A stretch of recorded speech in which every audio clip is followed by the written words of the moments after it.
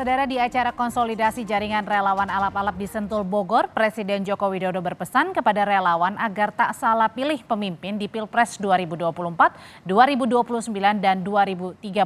Karena 3 periode itu menentukan keberhasilan Indonesia melompat jadi negara maju. Relawan diminta memilih pemimpin yang punya nyali. Jangan kita digugat misalnya oleh Uni Eropa ke WTO kita jadi grogi. Tidak boleh negara sebesar Indonesia memiliki pemimpin yang gampang ciut nyalinya, digertak negara sebesar apapun. Setuju?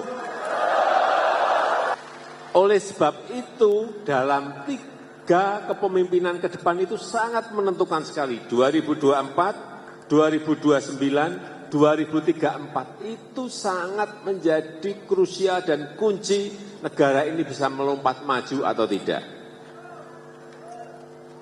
Oleh sebab itu kita semuanya harus berhati-hati memilih pemimpin di 3 periode ini.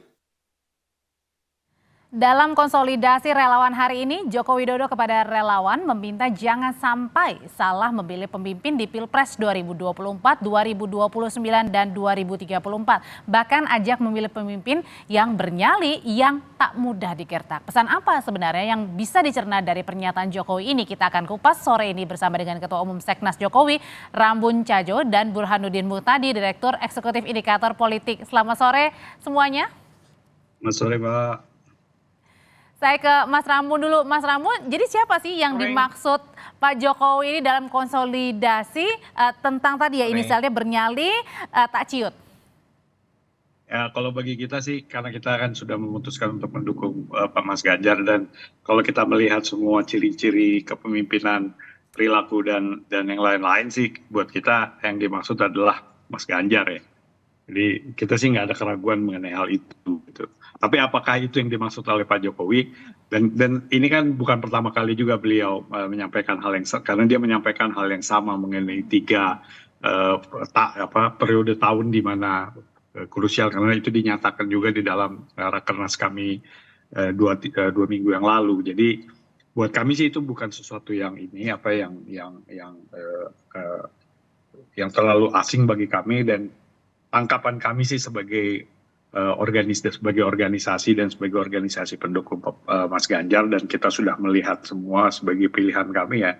Kalau saya sih melihat ini dengan pola kepemimpinannya ya ini Mas Ganjar ya. Kalau menurut kami gitu. Oke, kalau Mas Burhan sendiri ngelihatnya benar untuk yang tertujunya kepada Mas Ganjar, karena kalau tidak salah ini bukan kali pertama ya Pak Jokowi berbicara tentang pemimpin yang berani, karena sebelumnya di bulan Juni juga pernah Pak Jokowi sebutkan itu pada saat Rakernas PDIP.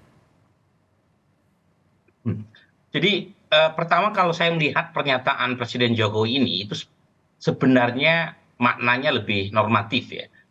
Jadi siapapun setuju jika Indonesia memilih pemimpin yang bernyali, dan pada titik tertentu ketika Presiden Jokowi memberi contoh pemimpin yang bernyali adalah pemimpin yang tidak takut gertak negara lain, kemudian mencontohkan kalau misalnya ada gugatan WTO kemudian tidak langsung ciut, itu kan sebenarnya beliau sedang mencontohkan dirinya sendiri untuk bisa dilanjutkan kemudian diikuti oleh para pemimpin nasional ke depan. Jadi tidak secara spesifik memberi kode pada calon presiden tertentu, meskipun kalau ditanya kepada publik mengenai personal quality, tentang sifat kepemimpinan yang diinginkan oleh publik, ada faktor yang berkaitan dengan empati. Nah, di situ kekuatan Mas Ganjar tuh ya, peduli sama perhatian sama rakyat, kemudian jujur bersih dari korupsi, pintar, religius, berani, tegas. Nah, berani itu umumnya mereka yang memilih atribut ini biasanya memilih Pak Prabowo, ya. Tetapi mereka yang cenderung memilih perhatian sama rakyat itu biasanya cenderung memilih Mas Ganjar. Nah, apakah ini ada kaitannya dengan preferensi publik? Saya tidak terlalu yakin. Jadi ini lebih ke arah pada semacam ini kriteria normatif yang harusnya dimiliki oleh siapapun, dan Presiden Jokowi sedang memberi contoh dengan merujuk pada pengalaman real beliau sebagai presiden 2 periode yang seringkali menghadapi gertakan dari negara luar. Tapi kenapa Mas Burhan berkali-kali Pak Jokowi ini menyebutkan pemimpin ini harus yang bernyali, tak ciut, apa yang sebenarnya ingin disasar dari pesan Pak Jokowi ini? Lagi-lagi tidak terlepas dari misi yang beliau sedang lakukan, mengapa kemudian beliau mengatakan cawe-cawe terkait dengan kepemimpinan nasional itu penting. Kan banyak sekali itu kan narasi negatif yang dialamatkan kepada beliau bahwa cawe-cawe yang Presiden Jokowi itu mengganggu netralitas pejabat publik. Tapi atas nama bonus demografi yang tinggal 13 tahun lagi dan atas nama 2045 Indonesia harus menjadi negara maju, tidak terjebak pada middle income trap, maka diperlukan pemimpin yang berani melakukan gebrakan sekaligus tidak ciut nyalinya ketika menghadapi negara luar. Dan itu seringkali beliau contohkan misalnya berkaitan dengan hilirisasi yang sedang beliau lakukan, misalnya terkait dengan smelter. Itu kan banyak sekali tuh protes dari Uni Eropa berkaitan dengan strategi Indonesia. Dan kalau itu tidak dilakukan, Presiden Jokowi khawatir 2045 kita gagal menjadi negara maju. Jadi bonus demografi yang tinggal 13 tahun itu kemudian berubah menjadi bencana demografi. Karena orang keburu tua sebelum kaya.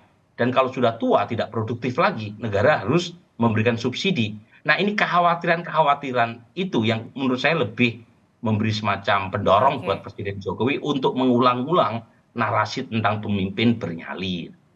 Oke, kalau bagi Mas Rambun sendiri kan kalau tadi kan masih menerka-nerka ya, ini untuk siapa nih sosok yang dimaksud oleh Pak Jokowi begitu. Nah tapi sebenarnya kalau setiap kali bertemu dengan Pak Jokowi, ada nggak sih mungkin pesan-pesan yang disampaikan dari belakang, kira-kira harus mendukung siapa nih?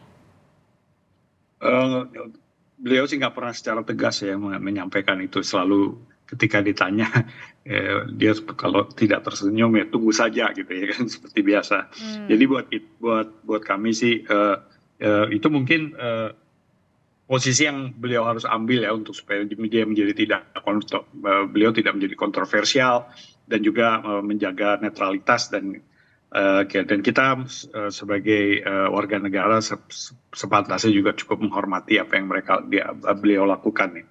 Tapi kalau bagi kami sih melihat, kami kan ketika kita memberikan dukungan kepada Mas Ganjar Pranowo itu, kita kan juga melihat ukuran kita itu ketika kita melihat benchmarkingnya apa sih patokan kita. Patokan kita adalah Pak Jokowi karena kita adalah pendukung Pak Jokowi gitu ya. Dan kalau kita melihat soal tadi ya. Meskipun sampai dengan sekarang terang benderangnya belum ya ke arah mana ya Pak Jokowi ya? Terang benderangnya mungkin tidak akan pernah, bisa jadi dugaan saya itu tidak akan pernah beliau lakukan gitu ya, selalu dengan samar-samar. Tapi dengan apa yang beliau sampaikan ataupun juga mendatangi beberapa kelompok-kelompok relawan beliau yang juga mendukung Ganjar Pranowo gitu ya. Jadi buat kita ini tanda-tanda ya kita kurang-kurangnya kami di Restoreal sebagai relawan Jokowi ya untuk mendukung Ganjar Pranowo ya gitu ya. Jadi kira-kira gitulah. Tapi kalau mengenai kualitas kepribadian, saya rasa ini kan juga yang kita lihat. Sebagaimana saya katakan tadi, ini soal kualitas kepemimpinan dan patokan kita memang benchmarking kita adalah Pak Jokowi dan Mas Ganjar nih. Inilah memiliki banyak aspek yang mirip. Jadi sekurang-kurangnya buat kita nggak salah pilih lah, kira-kira gitulah. Saya kembali lagi ke Mas Burhan. Mas Burhan ini nggak main-main loh. Hari ini di hari yang sama Pak Jokowi 2 kali menemui relawannya. Apa yang ingin coba digali dari sini? Pertama, Presiden Jokowi ingin memberi pesan kepada publik bahwa hubungan relawan Jokowi dengan beliau masih kuat. Meskipun Presiden Jokowi tidak bisa maju lagi di 2024 karena constraint konstitusi. Jadi inilah kekuatan Presiden Jokowi menyatu bersama rakyat yang direpresentasikan oleh relawan-relawan yang jumlahnya banyak sekali, yang tentu saja relawan ini itu beragam ya, sangat heterogen. Ada yang punya afiliasi terkait dengan 2024 dengan menjatuhkan pilihan kepada Mas Ganjar, seperti Pak Rambun, ada juga relawan yang mungkin punya preferensi kepada calon lain, ada juga yang menunggu ya keputusan Presiden Jokowi ya, sami watoknanya ya di ujung. Nah, pertanyaannya sampai kapan proses penungguan itu berlangsung? Nah, saya pribadi ya itu melihat bahwa untuk membaca apa yang disampaikan Presiden Oke, Jokowi baik. terkait dengan 2024 itu nggak harus melalui kode verbal. Dalam komunikasi itu ada komunikasi verbal, ada komunikasi non-verbal. Hmm, Nah, sekarang dalam konteks komunikasi politik itu yang justru lebih kuat adalah komunikasi non-verbal. Nah, oke. di antara dua capres, Mas Ganjar dan Pak Prabowo, mana menurut relawan, menurut publik yang komunikasi non-verbalnya lebih nyatu dengan Hmm, Presiden Jokowi? Di oke. situ kita bisa melihat kode kemana Baik. Presiden Jokowi akan diarahkan. Baik, terima kasih Mas Burhan untuk ulasannya. Terima kasih juga Mas Rambun. Sehat selalu semuanya. Kita Terima ketemu lagi kasih. di lain kesempatan. Ya, baik, terima kasih.